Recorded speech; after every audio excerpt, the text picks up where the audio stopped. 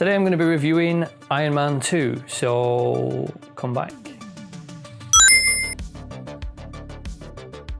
From a visual standpoint, Iron Man 2 doesn't break any new ground, which isn't necessarily a bad thing because Iron Man 1 set a good standard from a visual perspective. Just like the first one, all of the action is very well shot and edited, even if it is a little unimaginative and underwhelming in what it creates. Overall, I'm going to give it a 7. Like with the first Iron Man, the audio is really not a strong suit for this film. Again, it repeats the use of some very generic rock music, which I really didn't enjoy at all, and I found distracting a lot of the time. Maybe it suits the character, but maybe not, but either way, it just isn't a department that I think is strong for this film, so I'm going to score it 5.5. Oddly, for a film that gave me such mixed emotions when I watched it, the performances are really good in this film. As usual, Robert Downey Jr. turns up and does a magnetic and charismatic performance as Tony Stark, whilst also managing to portray the dramatic aspects of this role really well. He was given a bit more of a character development in this, and I felt like Robert Downey Jr. sold that very well. Sam Rockwell comes in as a very entertaining pseudo-villain. Not really a villain, he's more like a wannabe villain for this film, but he's really entertaining, and I'm glad that they put him in because I am a Sam Rockwell fan. I am a huge Mickey Rourke fan, so I was genuinely excited for his casting for this film, but unfortunately they just edited so much of his role out that I really felt like it would have been better to just save him for a different film, which I will come on to in a second.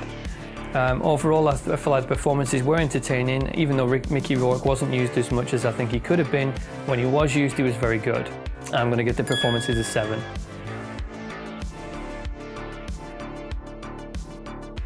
The writing for this film really lets it down, and it suffers badly from trying to cram too much into one film.